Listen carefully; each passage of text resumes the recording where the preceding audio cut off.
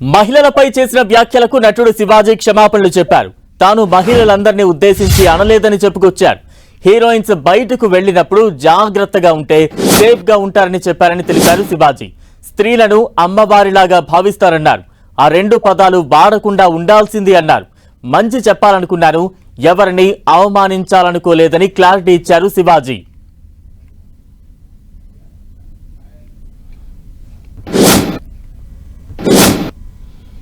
ఇంకో విషయం చెబుతున్నా, అమ్మాయిలు హీరోయిన్లు ఏ బట్టలు పెడితే వేసుకొని పోతే మనమే దరిద్రం అనిపించాల్సి వస్తమ్మా.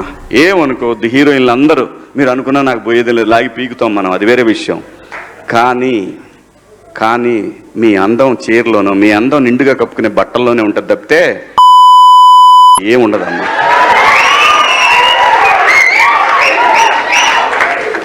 అవి వేసుకున్నంత మాత్రాన చాలామంది చూసినప్పుడు నవ్వుతూ అంటారు, కానీ బట్టలు ఎందుకు వేసుకుని కాస్త మంచి వేసుకోవచ్చుగా, బాగుంటావు కదా అనాలనిపిస్తుంది. లోపల అనలేము. అంటే మళ్ళీ స్త్రీ స్వాతంత్రం లేదా స్వేచ్ఛ లేదు. స్త్రీ అంటే ప్రకృతి, ఎంత అందంగా ఉంటే అంత గౌరవం పెరిగిద్ది. 4 మంచి మాటలు చెప్పాలని చెప్తూనే 2 అన్పార్లమెంటరీ వర్డ్స్ నేను యూజ్ చేయడం జరిగింది. డెఫినెట్గా ఎవరికైనా వాళ్ళ మనోభావాలు దెబ్బతింటాయి.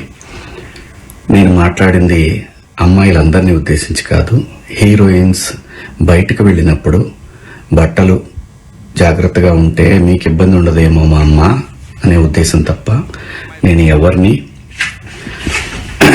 అవమానపరచాలని కాదు. బట్ ఏదైనా 2 అన్పార్లమెంటరీ వర్డ్స్ దొర్లినాయి. దానికి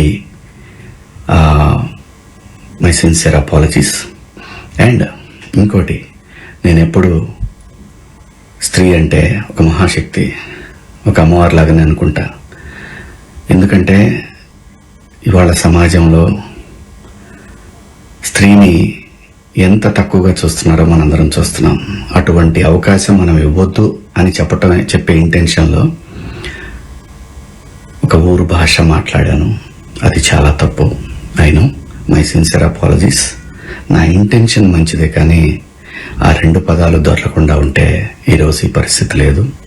బట్ ఒకటి మాత్రం చెప్తున్నాను, మంచి చెప్పాలనే ఉద్దేశం తప్ప అవమానపరచాలి, కించపరచాలనే ఉద్దేశం నాకు ఎట్టి పరిస్థితిలోనూ లేదు.